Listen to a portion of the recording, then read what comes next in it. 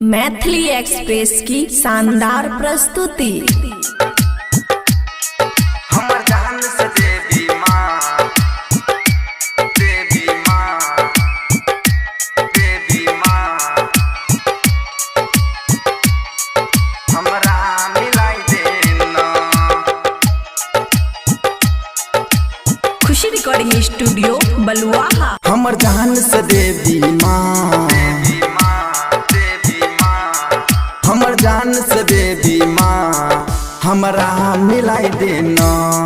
हमर जान से देवी माँ, हमरा मिलाई देना।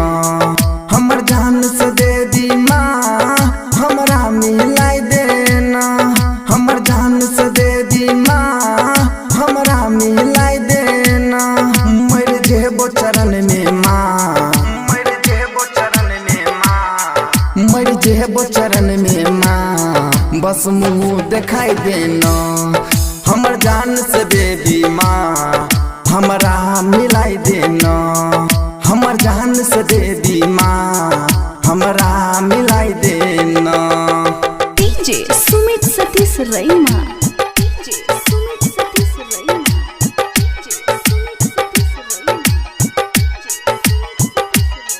हमर जान से देवी माँ, हमरा मिलाई देना।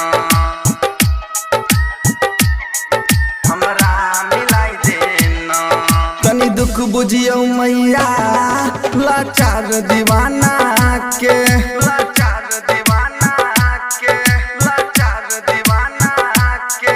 मर जेबै सही के, दाना ई जमाना के, दाना ई जमाना के, दाना ई जमाना के।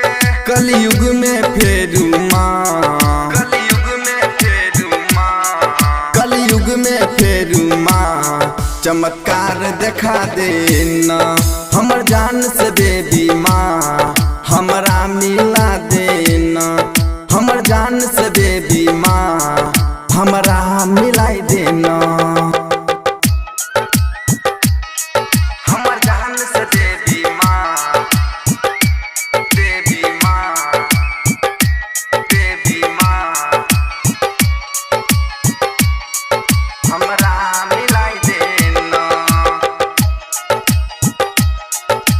खुशी रिकॉर्डिंग स्टूडियो बलुआहा। हम प्यार में लागौ माँ, भजैबौ पागल गे, भजैबौ पागल गे, भजैबौ पागल गे। बेटा मनीष तोहर रहतौ अभागल गे, रहतौ अभागल गे, रहतौ अभागल गे। बबुआ राहुल जी से, बबुआ राहुल जी से, बबुआ राहुल जी से विचार करा देना।